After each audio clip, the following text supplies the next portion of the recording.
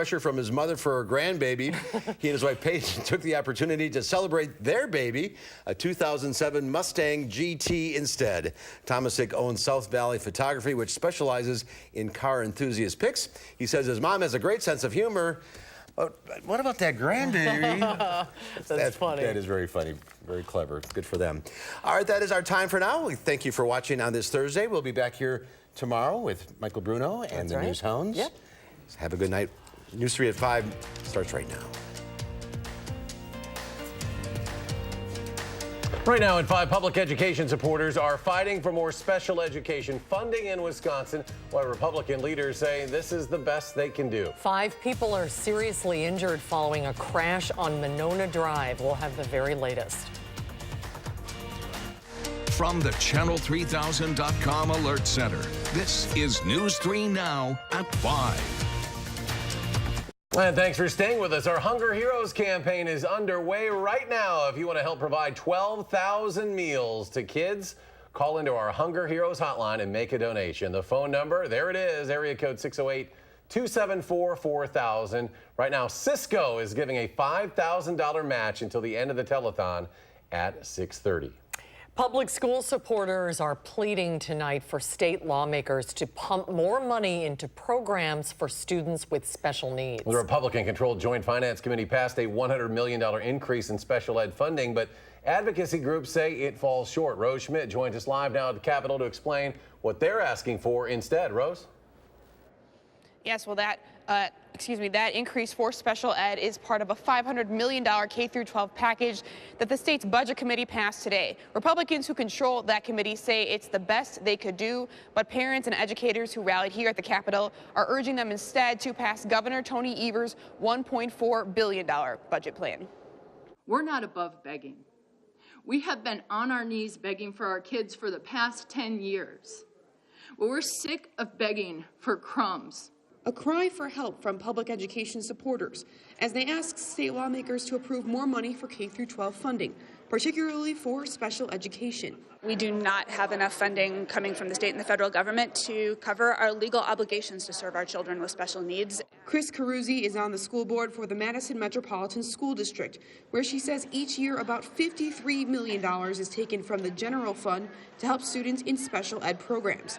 The state would increase the special ed reimbursement by 5% in 2 years under the plan passed by the Republican-controlled state budget committee on Thursday. I think we need to go farther. That's not far enough. Caruzzi says she supports Governor Tony Evers' budget proposal, which would increase special ed funding by $600 million, more than 6 times what the Republicans are proposing. The proposal that you see in front of us from Governor Evers was a political document that was more of a campaign document than actually a real budget. The Republican leaders of the budget committee say $100 million for special ed is the best they can do. This is a good budget for education, $500 million. Special ed, we increased it for the first time in 8 years. Senator Luther Olson is now calling on Governor Evers not to veto their plan because schools need to know what their spending plans will be in the next fiscal year, which starts in July. If he doesn't sign it, then who knows what's going to happen and how long it's going to take. The state superintendent released a statement today saying that budget proposal is an increase, but it falls short of the demands that schools face. Now, the budget will likely be taken up, sent to the full legislature sometime next month. All right, Rose Schmidt live at the Capitol. Rose, thank you. Let's get a check on the weather now. Dana Fulton is on the weather patio. It's a beautiful afternoon outside. Dana? Overall, really pleasant. Right now, a little windy outside, but we have a mostly clear sky, pretty mild temperatures. And as you can see with our sky cam right now, a lot of green. Everything's starting to bud, and it does really look nice outside for us currently. We do, again, have many clouds in the sky, but notice off into Iowa and to the west, we do have some clouds starting to build in along with some rain. We're going to talk about showers forming overnight for your Friday, but not quite yet. Currently 71 in Madison, 73 in Janesville. So temperature-wise, we are a few degrees cooler than where we were at this time yesterday. Just not quite as mild outside. That wind coming from the northwest, sending the cooler air in, anywhere from 8 to 15 miles per hour for us over the next few hours. Notice our temperatures fall overnight, and then the showers build in for Friday. We do have an alert day in the forecast for Friday. We'll talk about why and what's ahead for your weekend in just a few minutes. All right, Dana, thank you. We will also want to report 5 people were seriously injured in a crash that happened in Monona. This was last night. The investigation of the crash is still ongoing, but Jamie Perez joins us now live where it happened with what we know today. Jamie? Right, so this is actually the spot where it all happened. Police tell me that a 16-year-old driver was driving a gray Chrysler southbound, going about twice the speed limit, which is 30 miles an hour. So that's how fast he was going, and he was driving this way as another red Honda came, turned into to the left here into the Taco John's parking lot. Now, when they crashed, the car flipped over several times, and you can actually still see some of the damage that was left over from that through these skid marks and that sign that's torn down right there. Take a look at these photos that police took of what happened to those cars. All 5 people involved are now in the hospital. They say in stable condition. A 16-year-old passenger was ejected when those cars crashed last night. We're told both 16-year-olds were not wearing seatbelts. Police say this is actually a problem area for speeding. The speed limit here, like I mentioned, is 30 miles an hour, but police say the teens were going nearly double that. A lot of times with inexperienced drivers, they just don't understand the seriousness of their actions. And in this case, you had a car, witnesses were putting it between 50 and 60 miles an hour in a 30-mile-an-hour zone. So that's almost twice the speed limit. Chief Ostrenga said citations will be issued once their investigation is done. Both of those cars involved are at a total loss. We hope to have more information as this investigation wraps up. Jamie Perez live on Monona Drive. Jamie, thank you. Madison police are asking for the public's help in finding a missing and endangered man. The police department said 39-year-old Jacob Dreger walked away from a residential care facility on Post Road around 6 p.m. yesterday. Police say Dreger has significant medical needs. He is 5 feet 6 inches tall and weighs 140 pounds. Officials say he walks with a limp. There is no indication he is a victim of a crime, but because of his medical needs, there is concern for his welfare. Anyone who sees Dreger is asked to call 911. 1 in 6 children in Wisconsin are not sure where they will get their next meal. That makes places like the Goodman Community Center vital to families struggling with food insecurity, especially when kids are out of school for the summer. Our Danica Lewis has more on that need. She joins us live from the Community Center. Danica? That's right, Susan and Eric. I'm actually in the community center's new food pantry. If you've ever been in the old space, this is a lot less cramped than what we had here before. And you mentioned so many people struggling, but for the kids helped by these food programs here, it's not just about getting them the food they need. It's also about teaching them what nutrition even is. Go to the Goodman Center on any given sunny day and you'll find plenty of climbing and hanging and swinging and spinning. You can go get the presents before the birthday cake starts! Little Lula is no exception to the monkeying around, but her favorite spot happens to be the kitchen area, the bananas and corn. The 4-year-old spends a lot of time slaving over good plastic produce-based meals. A peach? It helps that one of her actual meals every day comes from Goodman.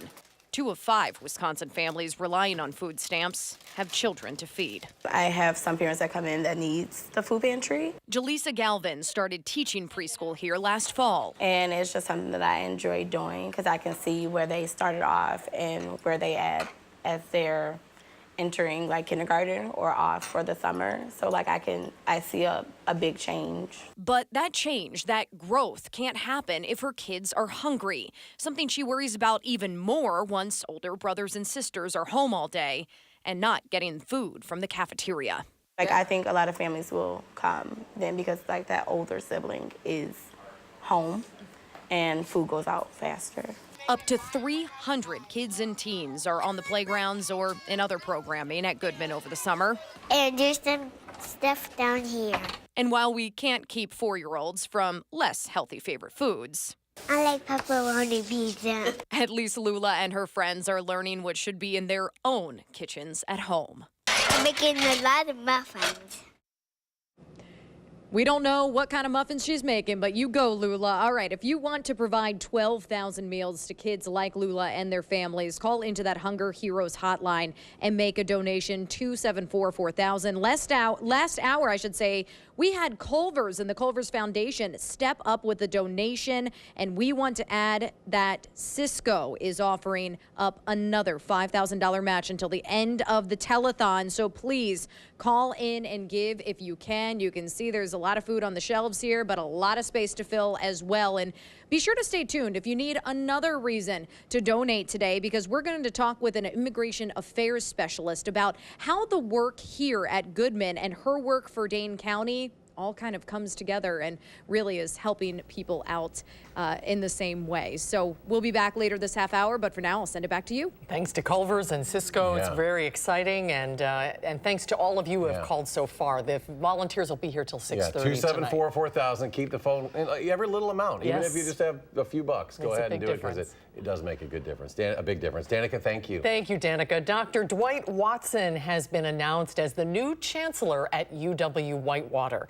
Watson was unanimously approved by the UW Board of Regents following a recommendation from the selection committee. Dr. Watson has previously served as the provost and vice president of academic and student affairs at Southwest Minnesota State University.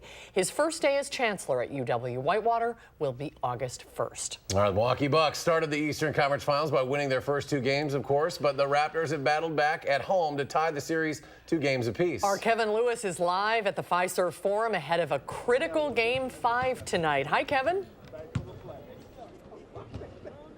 Well, it's down to a best of 3, each team holding home court in the first 4 games of the series. But if you think losing back-to-back games in the conference finals can deflate a team, let's look what the Raptors did. They turned the tables back in Canada. Now the Bucks have to turn them back tonight at the Fiserv Forum, and here we are. Now, when asked what they let the Raptors get away with on offense in Game 4, Bucks forward Chris Middleton listed every area of the court. The Deers say they haven't lost their confidence because that's not their move. I thought they played well. You know, I don't know if we necessarily got deflated. It was just that they were playing really well, and a lot of shots were falling for them. You know, I don't think we're really a team that gets too down ourselves. Got to guard better. I mean, like I said, everybody on the team, I feel like they got pretty much wherever they wanted. Everything was easy, and they made us work on our end. I think that's what my frustration was. I mean, we got to be better. The team that wins Game 5 in a best-of-7 series goes on to win the series 83% of the time. So tonight's game, very important. Coming up on News 3 Now at 6, we'll hear about Armageddon, or lack of Armageddon, from the Bucks, and how the Raptors plan to steal one at the Fiserv Forum tonight in Game 5. In Milwaukee, I'm Kevin Lewis, News 3 Now Sports. With Jeremy Lin shooting jump shots, warming up right behind him, Kevin Lewis. Thank you very much. That is a huge game tonight. I know, it's very exciting. Stay tuned. We'll have the highlights as well tonight. Kevin, thanks. There he is.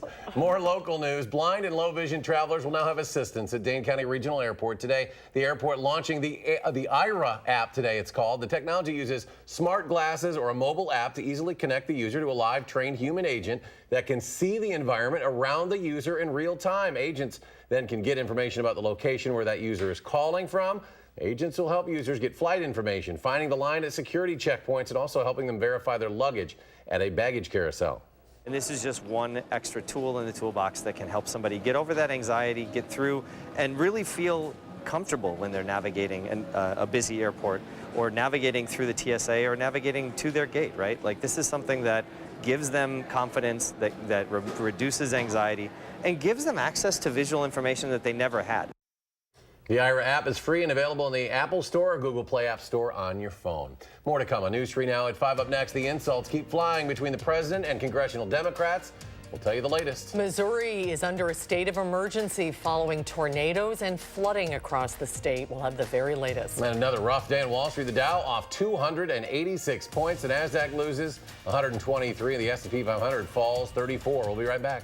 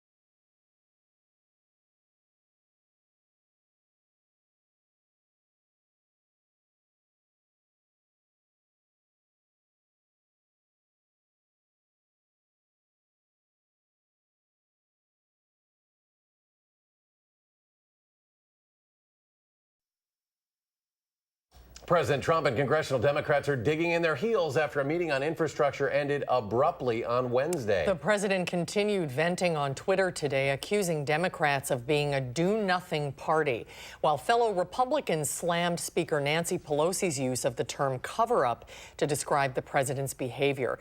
The speaker says her caucus supports her decision not to move forward on impeachment until the investigations into the president are complete. We're serious about solving problems. I think the actions of the speaker were irresponsible. If we can get the facts to the American people through our investigation, it may take us to a place that is unavoidable in terms of impeachment or not. But we're not at that place. A federal judge yesterday ruled in favor of House Democrats seeking the president's financial records from Deutsche Bank and Capital One. And Monday, another judge ruled Democrats could proceed with a subpoena of the president's records held by his long-term accounting firm. Missouri is under a state of emergency after more than a dozen violent tornadoes touched down across the state. At least 3 people have died in Golden City. Several others were injured in other parts of Missouri. The capital city, Jefferson City, took a direct hit when a powerful tornado hit there just before midnight. Crews are working to restore power to thousands who are in the dark after that storm. Meanwhile, in Oklahoma, 2 barges loaded with almost 4,000 pounds of fertilizer hit a dam. The barges broke free into the flooded Arkansas River overnight. In the town of Webbers Falls, downstream from the dam, residents were evacuated, about 600 of them. On Facebook, the town issued an alert telling residents if the dam breaks, it will be catastrophic. Leave now. And there were traffic jams on roads leading out of town. Throughout the region, at least 145 river flood gauges have reported flooding at critical stages.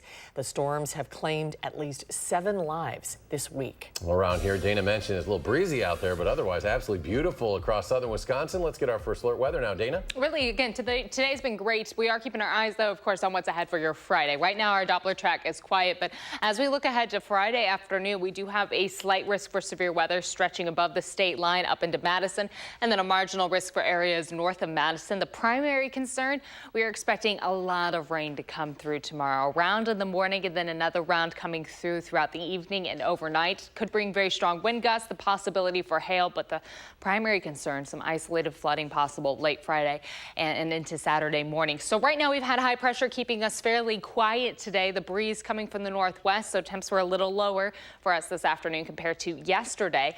The system actually off into the plains is going to drive all of these showers through the plains and northern Midwest overnight and into Friday morning. As this warm front lifts close, we're expecting our first round of showers early in the morning and then another round sliding through later in the afternoon. And that round's the one that could really bring some very strong thunderstorms for us.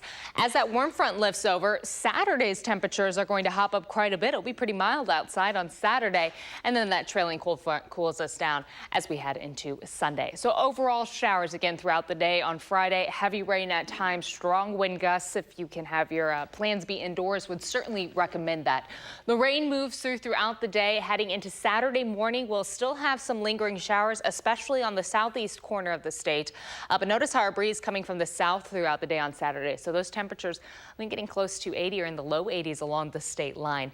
We have the slight chance for some lighter rainfall Saturday night heading into Sunday. And then by Sunday, we are expecting a partly sunny sky. We'll get some sun back in the forecast. So overnight temperatures are going to hold pretty steady in the mid to low 50s. Our shower chances start to develop after midnight. We're mostly cloudy with rain creeping on in, and your morning commute likely going to take a little longer than usual because we will have a few spots with some heavier rainfall. Later in the afternoon, scattered showers expected, and then right around your evening commute, that's when that main line of showers and thunderstorms are going to slide on through, and that line is going to bring the strongest wind gusts, the threat for some hail in isolated areas, and of course heavy rainfall. Our Euro's bringing in that bullseye right in the center of Dane County, anywhere from 2 to 3 inches there in that center part. The GFS, though, keeping the heaviest rainfall still in the southwest corner, but heaviest rainfall, a relative term, because throughout Dane County, we're still expecting at least 1.5 inches of rain. And throughout southern Wisconsin, the rain is really going to add up for us throughout Friday and into early Saturday morning. So because of this, we do have an alert day in the forecast for Friday, expecting those showers and thunderstorms throughout the day. Chance for some strong wind gusts forecast, heavy rain and even isolated hail at spots. Overnight low of about 52 heading into Friday morning. Friday afternoon will be close to 70 for afternoon highs. With that alert day in the forecast, Saturday again will be a little more mild outside as temperatures will be in the upper 70s behind that warm front. Sunday brings the sun into the forecast again, and we do have a chance for thunderstorms developing for Memorial Day later in the afternoon and evening. Right now, I do want to bounce on the roads and see how things are doing with a traffic update. Here's the Beltline right at Seminole Highway. We are seeing delays, of course, along the eastbound side. Westbound doesn't look as bad. There are a few spots where traffic's slowing down just a little bit. If you're on the eastbound side, plan on about a 5 to 10 minute extra time travel there for your evening commute. We do have a little bump there on 18 just southwest of Verona, causing some delays, a little accident there. And around Janesville, things look okay right now. 28 minutes from Janesville to the Beltline, 17 minutes from Sauk City to Middleton, and from Sun Prairie to downtown. That drive has hopped up quite a bit. About a 23-minute commute for you this evening. That's a quick look at traffic. All right, every dollar you donate right now to our Hunger Heroes Telethon will be matched by Cisco, so keep the donations coming, and coming up, we'll give you even more reason to donate to these awesome food programs.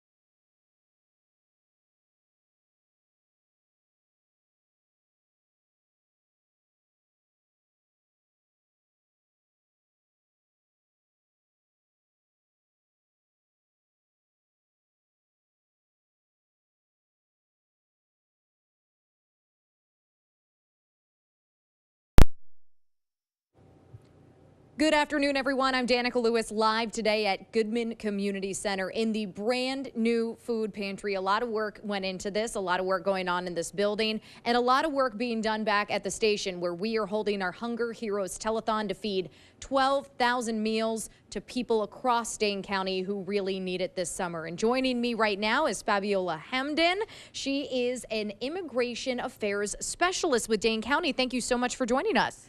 Thank you, Danica. And it really is, it feels really nice to be here in this brand new center and having this wonderful place where people really can do a lot of work. And it's more spacious, much more spacious than the old one, right? Yes, it is.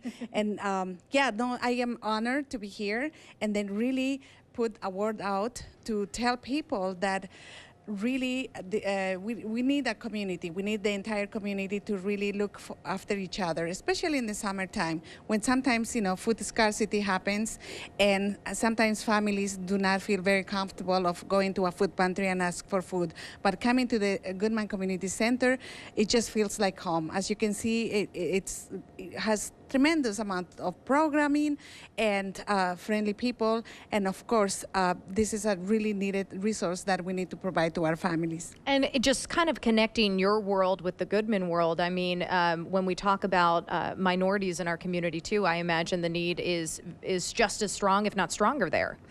So you have to understand that, you know, right now we are having a really hard time, especially immigrant families, because, you know, it is a hard time because we are really struggling about different resources, and people don't feel very comfortable, and having a center like the Goodman to say, hey, we got you here, and we welcome immigrants, and we welcome whomever you are.